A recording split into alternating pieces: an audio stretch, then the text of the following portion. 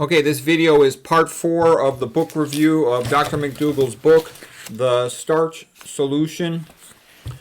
And we're going to talk about some things on fats and a little on soy. So here it is. The fat you eat is the fat you wear. That's a very famous, very true statement. Okay, now we're talking about some of the things Dr. Mcdougall said. He said 75% of disease in industrialized countries is chronic disease like obesity, hypertension, coronary artery disease, diabetes, arthritis, cancer. And their point of this is that these are dietary diseases, almost all of them. They're called chronic because conventional medicine can never cure them. It just gives them a pill and they never get cured. To be cured means you don't need to take pills anymore. Okay, so it's also significant here because Dr. Mcdougall has said, the vast majority of these diseases, if you catch them early enough, they're curable. T. Colin Campbell said the same thing. I agree with it. If you catch them early enough, the more ongoing the chronic disease, the more likely it's going to cause irreversible damage and be impossible to cure. Okay, so these are some really good quotes here on how to think. These are all from Dr. Mcdougall. I have the page numbers from his book, Starch Solution. For a disease to progress, injury must outpace healing. And you see, that's a key statement. So basically, you got to make sure what's going correctly in the body is going at a faster speed than what's going bad. Because if what's going good is at a faster speed, you're going to keep on getting better. If what's going bad is winning the race, you're going to keep on getting worse. So here Mcdougall continues. For healing to occur, healing must outpace ongoing injury. That's also why you want to do every little thing to get things going in the right direction, because you just need to tip the balance in favor of healing, and you'll keep progressing in a good way. If an injury goes on too long, eventually it will do irreversible damage. The body is always trying to heal. It does not stop, not even for 1 second. That's a key point, because lots of these people, they're sick their whole life because they never changed their diet. Okay, Dr. Mcdougall continues. During my early years in Hawaii, a young man arrived into the emergency room mangled by a motorcycle accident. He had many broken ribs, a skull fracture, his left thigh had a comminuted, that means multiple parts, open fracture, the bone poking through the skin, the open wound, and numerous superficial lacerations. Within 1 week, he was walking with crutches. After 3 months, he was walking on his own without a limp. If a human body can heal from this massive assault, then it can heal from almost anything. Yeah, so the body wants to heal. Just give it what it needs. Give it the rest, the sleep. Give it the nutrition it needs. Avoid the bad stuff. You can make dramatic progress. Okay, I just wanted to show you this. This is about the omega-3 and the omega-6 content. So W6 is omega-6. Here's omega-3s in green. And the point of this slide is that there's lots and lots of omega-3 and omega-6 just in regular plant foods. You don't need to seek out all this high-fat stuff. Okay, here's a quote by Nathan Pritikin. 1 bowl of oatmeal, 100 grams, provides enough linoleic acid, omega-6, to meet your fat needs. There were even studies where they only fed patients omega-6 fats, no omega-3 fats, and the patients did quite well. Nathan Pritikin went through all the literature on fats. He came to the conclusion that fat is bad. Nathan Pritikin was one of the main mentors for Dr. Pritikin. Nathan Pritikin said there's no such thing in any naturally chosen diet to be fat deficient. It's impossible, okay, in any natural set of plant foods you could choose to be fat deficient. Nathan Pritikin said, basically, fat is bad. Okay, plants make omega-3. Fish do not. The best way of obtaining omega-3s and omega-6s is from eating plants. The plant itself is the perfect packaging of it. Helps prevent oxidation, lipid peroxidation. Okay. We get adequate amounts of, just from eating plants, adequate amounts of omega-6s and omega-3s. Okay, here's a patient testimonial from the Starch Solution book. Oh, I forgot. No, I put it on there, the page numbers. I try to put the page numbers in. So this was a young lady at 15 years of age. She was diagnosed with JRA, juvenile rheumatoid arthritis. Dr. Mcdougall told her to avoid all meat, dairy, eggs, and also to avoid all soy. So I want you to know that because there's some controversy in the vegan community about soy. And I'm telling you, Dr. Mcdougall was frowned upon it more than people realize. He was polite. He was tactful. Soy is kind of like one of those hot button items. It's a subsidized food, and that should be a big red flag. Whenever you see that something is promoted, sponsored, or subsidized on a large-scale basis, that means big money wants people eating it. And if big money wants anything, it's usually not in the interest of the proles. Okay, so think about that. Soy is subsidized. Think about this. McDougall recommends quit the soy. That's interesting, don't you think? Okay, within 2 months, this lady got 90% better. Then she realized there were still some eggs hiding in one of her breakfast cereals. She quit that, and she continued to improve. Okay, within 4 months of avoiding free oils, this is Dr. McDougall quoting here now, he says, avoid free oils, and that includes olive oil. Olive oil is another controversial thing. It's not really controversial. The data says that soy and olive oil should be avoided, but there's so many billions of dollars behind these foods that they get promoted constantly, even by experts who should know better. And basically my attitude is when I see a nutrition expert, if it's somebody who really doesn't know much or who's lazy, I think they say, olive oil and soy are good for you because they're lazy and they never read the papers and they don't know much, okay? They mean well, but they're just ignoramuses. When I see really smart, established, knowledgeable nutrition experts tell you that soy and olive oil are good, it makes me think they're full of BS, okay? Or maybe they're being sponsored to say that because I can't find the information to make me think that's a good idea. There's a lot of industry-funded papers that'll tell you that, but I can't find non-industry-funded, non-biased work that tells me that it's a good idea, and it doesn't logically make sense. We'll go into more of that in a moment. So Dr. McDougall says if a person avoids all these oils and avoids all the animal foods, more than 70% of them with an inflammatory arthritis will have dramatic improvement or be cured altogether. Other diseases that often heal with a low-fat vegan diet include acne, asthma, high blood pressure, constipation, diabetes type 2, hypertension, obesity. And I don't know if you can recognize the joke here. Here's the joke. These common chronic diseases are cured all the time, left and right, with low-fat vegan diet, okay, with no oil. They're never cured by conventional medicine. Why is conventional medicine the standard when it can never cure these diseases versus this low-fat, whole food vegan diet with no oil? It cures this stuff all the time if you catch it early. The more time goes by, the more irreversible damage will have occurred, and you'll never fully cure hypertension or diabetes once the arteries are damaged and the pancreas is damaged to a significant extent.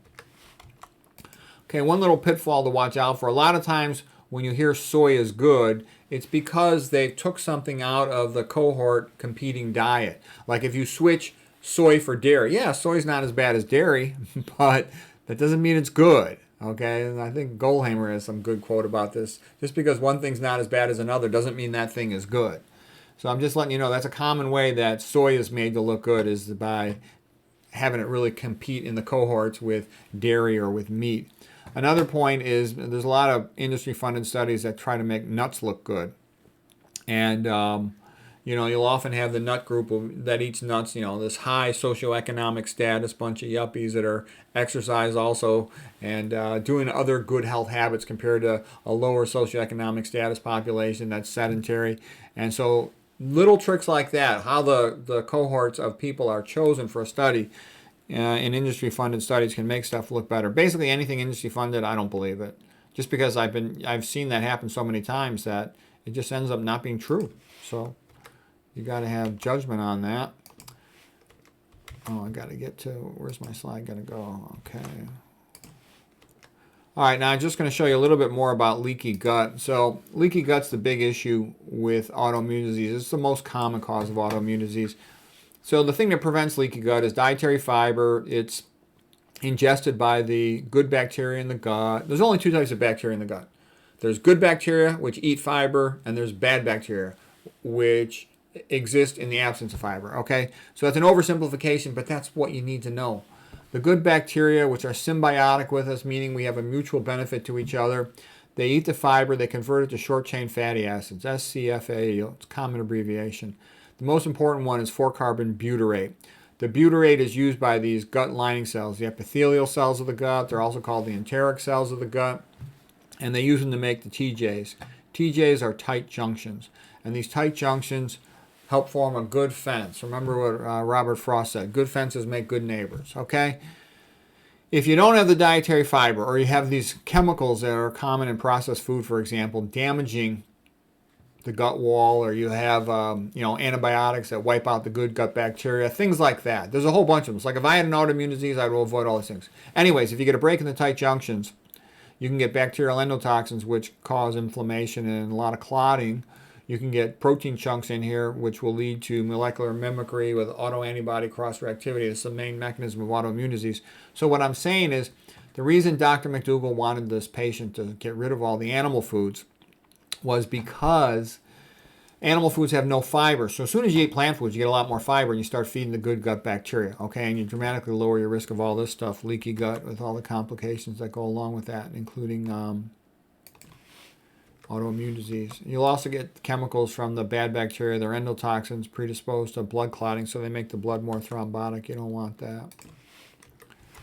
Okay, briefly we'll talk just a little bit about soy. So you can see this lovely lady over here. You know, she's got breasts, she's got a Virginia, she's got obvious reasons to have a lot of estrogen. It's obvious, okay? She's high estrogen. I could see it from a mile away. She looks fertile. That is normal. Okay, then the next thing I'd say is, here's a soy plant. I don't see any breasts, do you? I don't see a Virginia, do you? So then the question is, why does soy have thousands of times more estrogen than other plants? My best guess is, some plants want to be eaten. You eat an apple, you eat some other seed-bearing plants, maybe a pear, a blueberry, an orange, whatever, and a bear, let's say, eats them, walks a couple miles in the forest and defecates, well, then that might grow a new plant. But there's other plants, they just don't want to be eaten. For whatever the reason, they don't want to be eaten. So one of the things a plant can do, a plant can't move, it can't, make a fist and punch. What a plant can do is make a chemical toxic to the animal that eats it. So think about it. If you had a plant that made a chemical that made the eater infertile, that would help to reduce the number of eaters of that plant. Birth control is a thionyl estradiol. It's an estrogen. A woman's estrogens are high when she's pregnant. She's not going to ovulate at that time. So what I'm saying is, it seems my best guess is that the plant's trying to make its eater infertile, and it's also goitrogenic, meaning it makes the animal, can contribute to making the animal hypothyroid, to make the animal tired and stupid. That'll get the animal to eat less of the plant. You see where that's going? Okay, then the other argument you're going to hear for soy is, oh, well, soy is a good estrogenic chemical. Soy only activates the good estrogenic receptor, the beta. They say, oh, soy doesn't affect the bad estrogenic effector, the alpha receptors. Okay, well, hold on a sec. Here's the Stefan Mueller paper from 2004. The name of the paper, Phytoestrogens and Their Human Metabolites on Estrogen Receptors, ER alpha and ER beta. And guess what? The receptor effect was about the same almost on the alpha receptor as the beta receptor. Okay, so there's not that big of a difference. All right, and here's the same paper. In this one subpart of the experiment, there's even more activation of the estrogen receptor alpha than there was of the estrogen receptor beta. Okay? So, excuse me, it does affect both. And there's plenty of papers showing things like this. And this is a paper done at MGH, Massachusetts General Hospital, the Harvard Hospital. They think that they're MGH, man's greatest hospital. And guess what? Soy caused a dramatic lowering of sperm production, 41 million fewer sperm per milliliters. Do you think it's an accident that's subsidized? Do you think something like that's going to lower a man's chance of having a bambino? You think that's subsidized by accident would be my thought, okay? Now, those are my words. Those are not Dr. Mcdougall's words. Those are my words, and I stand by them, okay? Here's another study of soy causing precocious puberty in kids, affecting their puberty, affecting their reproductive system, okay? Another one, the same sort of thing. And they're saying, shouldn't somebody, take this into consideration? Here's another one, premature thalark in an infant girl due to dietary soy. Oh, gee, it does appear to have an effect on the secondary sexual characteristics and stuff, meaning that's of concern, okay? So I show you that because you're going to hear all people stand up and wave their hands you know, wiggle their nose and try to tell you soy is this wonderful food. I'm like, yeah, read the papers, okay, and you'll see it's not so great. And you know, McDougall sort of said the same thing in a polite way. I'm saying it in a more overt way, okay. And if you read his Starch Solution book, you see that's clear, and he gives references to his concerns about soy. Okay, so here's some questions from the book, Vegan FAQs, Frequently Asked Questions. Where are you going to get your protein? And he answers that in detail. He goes into all kinds of detail about it. But the bottom line, and Pritikin addressed this question too, it's impossible to be too low in protein. Forget about it. You can't be too low in protein no matter what you do, so forget about it. Okay, and you're better off with the lower the protein, the better. Eat the low protein plant foods. The one exception is I like beans. But if I had cancer, I'd go low on the beans too. I'd want to lower my protein even more. And Ruth Hydrett said the same thing. The next question is, where are you going to get your calcium? You can't be too low in calcium. Forget about it, okay? Avoid calcium. People who supplement calcium over 1,400 milligrams per day have increased 2.6% times increased risk of dying, okay? I think from coronary artery disease. I'm predicting this is transient prothrombotic when a bolus comes into the blood because it's a clotting factor, okay? Forget about the calcium. It's not because of osteoporosis. Osteoporosis is not because you don't eat enough calcium. The Bantu women who have 9 or 10 kids and breastfeed 2 to 4 years, they don't have a problem with osteoporosis. You need to exercise and be careful on the interpretation of those bone density scans, which compare you to a 30-year-old woman. A postmenopausal woman does not need as much bone mass as a 30-year-old woman. A 30-year-old woman needs extra bone mass to give to her future babies that she's expected to have. What about omega-3s? We talked about that. There's plenty of omega-3s in plant foods, and there's plenty of omega-6s. The classic plant food omega-3 is alpha-linolenic acid. Animals do not make these omega-3 and omega-6 fats. That's why they're called essential, meaning that you need to get them from your diet. It's only plants that make those. Research has demonstrated, this is Dr. Mcdougall, Starch Solution book, page 122, that men, women, and children, including pregnant women, convert small but perfectly adequate quantities of ALL into EPA and DHA. Those are the longer chain omega-3s without any help from fish. They don't need to eat fish. Those who eat fish have about the same risk of dementia as those who don't. People on vegetarian diets characterize themselves as being in better moods than meat eaters. You can tell people who eat vegan diets, they're more sophisticated than the meat eaters. Just go on the internet and look at the comment section. You're going to see all these paleo keto carnivores sort of salivating, making impulsive, ignorant, rude comments. Vegans behave themselves much better. They're more intelligent. It takes a certain level of intelligence to study about this and realize low-fat vegan is the way to go. It's only a real small percentage of the population is low-fat vegan. So on what is true and what is correct, what is useful in the nutrition literature, it's obvious low-fat vegan is the way to go. But high-fat veganism there's a lot more money going into promoting that. And then paleo keto carnivore, a lot of money goes into promoting that. And the average person doesn't have the intellectual sophistication to see this, even though it's rather obvious. Okay, infants born to mothers who took DHA supplement during pregnancy had no improvement in neurologic function. The hypothesis that DHA has been a limiting resource in human brain evolution must be considered unsupported. Actually, from the mother's breast milk, she'll get DHA and EPA. You'll get the omega-3s. And that's also why women have bigger butts than men, and their butts kind of stick out. They store omega-3 fats in there. It's an energetically efficient place to store them so that they're available for the baby. That's the best spot for the baby to get them. You got to be careful anytime they add a supplement to a food. It's how did they add it? Because a lot of times toxins come with that. Okay, so here's a nice quote from Mcdougall, Starch Solution, book, page 123. If we eat natural foods, we will always, during all stages of life, get enough DHA and the other omega-3 fats. So what he's basically saying is, you just eat plant foods, you'll get your omega-3s. You don't need to supplement with anything. And fish is full of problems. It's real high in fat. It's real high in animal protein. It's often high in HG. It's high in pollutants. It's associated with increased risk of obesity, high blood cholesterol, increased acid load, increased kidney stones, increased diabetes. Nothing good. I would never eat fish. There's a good book by Jane Hightower. She's an internal medicine doctor in San Francisco area. And she had all these demented yuppies that were referred to her because she figured out a way to more effectively test for HD in the blood. And she just told them, stop eating fish. And a lot of them got better, and the other ones at least didn't progress anymore. So they were HG overloaded from eating fish. Great.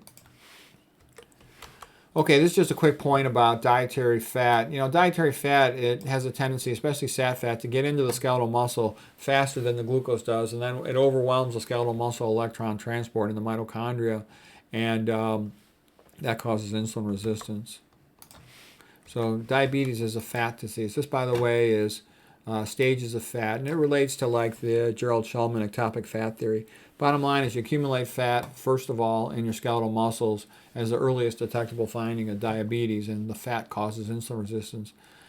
And then you start accumulating fat in the liver, fatty liver, then in the pancreas, fatty pancreas, and this just is associated with progressive worsening of diabetes. Typically when it's just in the skeletal muscle primarily, you get high blood glucose after eating, postprandial hyperglycemia. Once it becomes high throughout the liver, you get fatty liver, and that's associated with high blood glucose levels even when you're fasting hyperglycemia. And as you get more accumulation of fat in the pancreas, you can see the fatty atrophy of the pancreas on a CAT scan. You got a fatty replacement of an atrophic pancreas, and that's associated with more end-stage diabetes, meaning insulin-dependent diabetes. You no longer can reverse it fully because the pancreas is damaged. Okay, we'll just talk briefly a little bit about fats. There's standard alkanes. These are carbons bound to each other with nothing else, just the hydrogens, and there's a standard nomenclature for them. So when it's 1 carbon methane, 2 carbons ethane, 3 carbons propane, 4 carbons butane, okay? If you put an OH group on there, an alcohol group, a hydroxyl group it's also called, you just then use the suffix ol, OL. You'll hear that a lot when you hear terminology of chemicals. I'm just giving you the most basic chemistry here so that when you later on read more advanced stuff, it'll be easy for you to understand it. As soon as you put a carboxylic acid on there, that means a carbonyl group with a carbon, 2 bonds to oxygen, 1 bond to the OH group. That's called carboxylic acid. You just pronounce the last part of the name as ic. So ethanol becomes ethanoic acid. Propane becomes propanoic acid. The butane becomes butanoic acid. You can also call it butyric acid. Okay. A lot of times a chemical will have more than one name. It'll have sort of its old school name before they knew what it really was, and then it'll have its more official nomenclature. And the gut bacteria feed on the 4-carbon carboxylic acid, butyric acid. That's what they use to build the tight junctions and prevent leaky gut. This guy right here, butyric acid.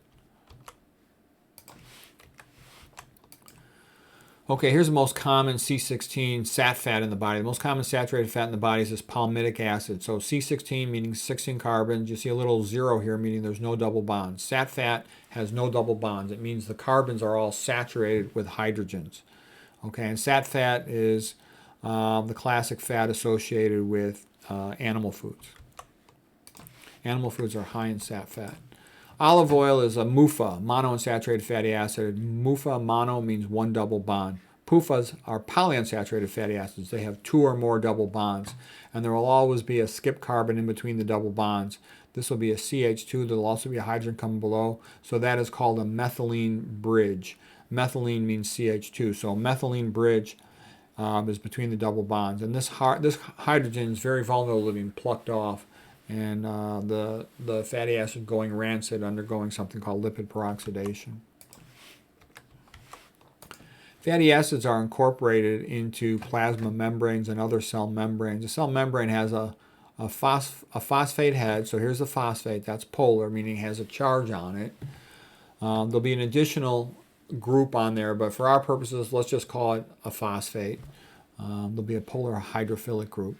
But then you have the fatty acid tails. So a saturated fat is relatively straight. There's a little bit of a zigzag to it, but it's relatively straight in terms of its overall structure in the membrane.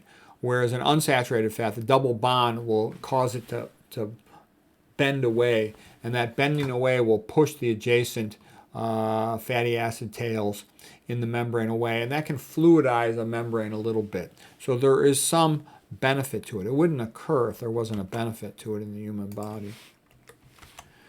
Okay, but here's the problem. Excessive amounts of dietary fat, they're able to pass through membranes, get into the mitochondria. So here we are in the center of a mitochondria in the inner mitochondrial matrix. Here's the inner mitochondrial membrane. There would be an outer mitochondrial membrane, but it's not drawn in this picture. And here's the point.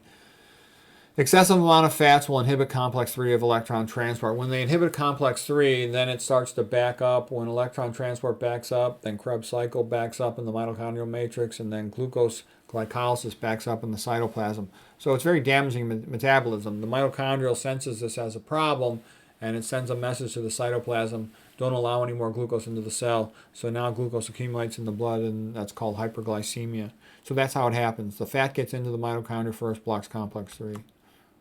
That's insulin resistance. That's diabetes. And that's why fat causes diabetes. It's not carbohydrates. It's the fat causes diabetes. Okay, a little bit about nomenclature of these.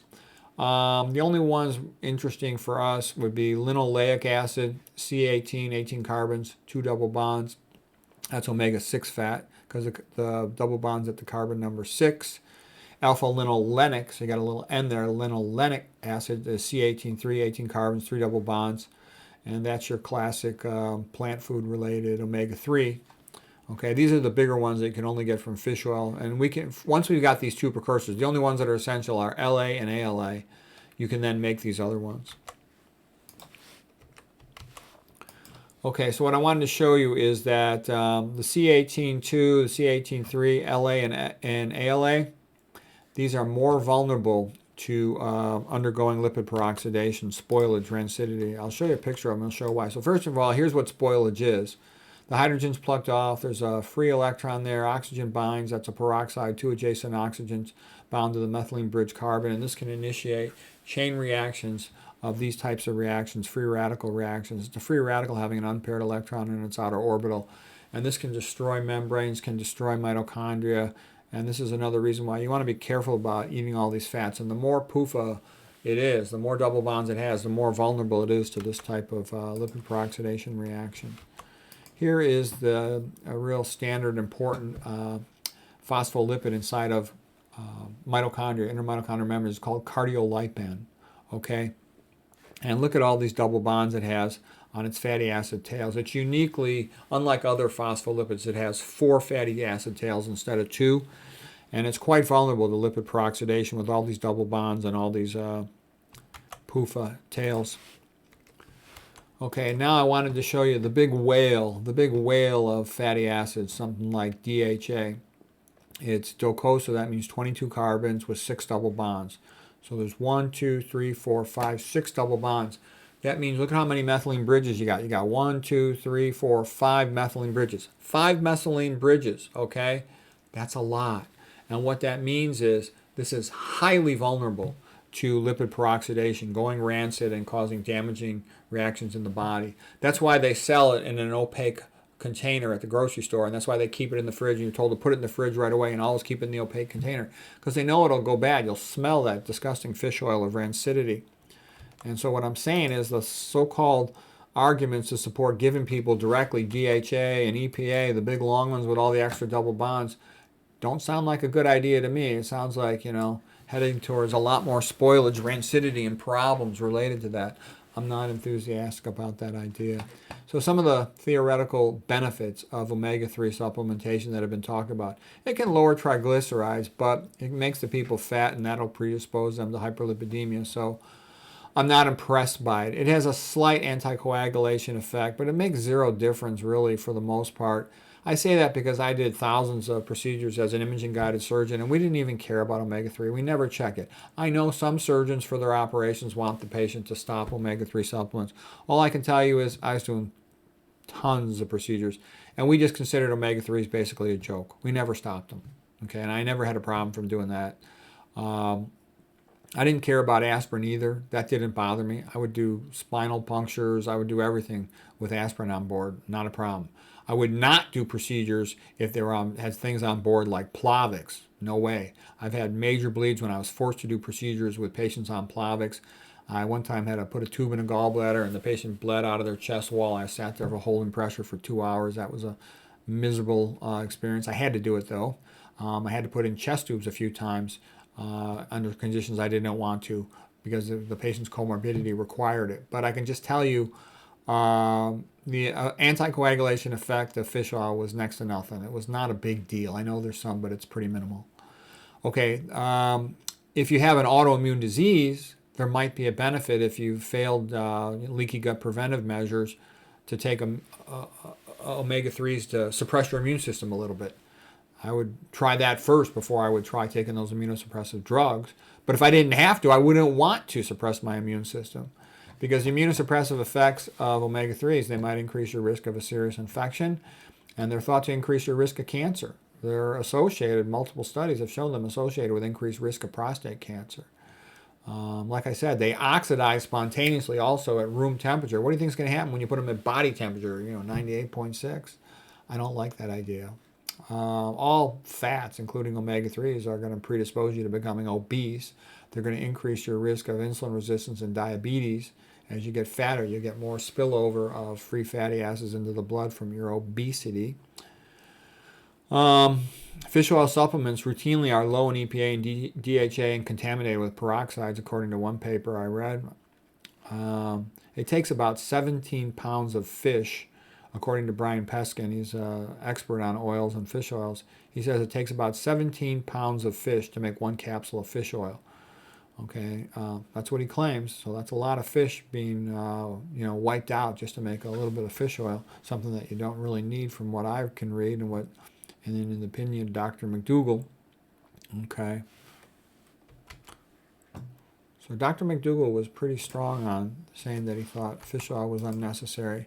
This is a nice curve. I like the way this was described by Jeff Nelson. He called this the hype and bust cycle of industry-funded research. So the industry funds something and they hype it up. And then gradually over time, it comes in with a health halo of industry-sponsored research. A little bit more time goes by and they're like, well, gee, it's not that good, but it still has some positive feature. More time goes by and the halo breaks apart as the autumn leaves undergo combustion. And then I put little devil horns on there. People start to realize, well, gee, these omega-6 oils are really bad for us. Gee, these fish oil things are causing problems, increasing prostate cancer risk, suppressing the immune system. Maybe this isn't such a good idea. So that's the hype and bust cycle of Nelson. Okay. Oh, and that's all I got. So anyways, I hope that was helpful. So basically, there was some Dr. Mcdougall's thoughts on omega-3 oils and on soy. And I'm making the point, too, he had lots of testimonials all through his book showing all these patients he had cured. And you think about that, conventional medicine never cures chronic diseases. That's why they're called chronic. Dr. Mcdougall's cured more patients than any other patient in the history of the world. Kempner saw tons of patients in his clinic, but Kempner didn't have, he didn't write books for the public, and he didn't have internet didn't exist at his time. Kempner did write one book, and that is available at Dr. Mcdougall's website. So if you go to Dr. Mcdougall's site, you can read Kempner's two books. One of them is in German now, but I read it. It's extraordinary. It's an extraordinary book, Kempner's book right there. So anyways, and also, of course, if you read, Mcdougall's book, your Starch Solution, he's going to go into way more detail than what I'm trying. I'm trying to provide you just with what I think is most useful to know. If you actually want to see all his research study, he's got a whole bunch of research study in the back of the book and goes into all this detail. But anyways, I hope this video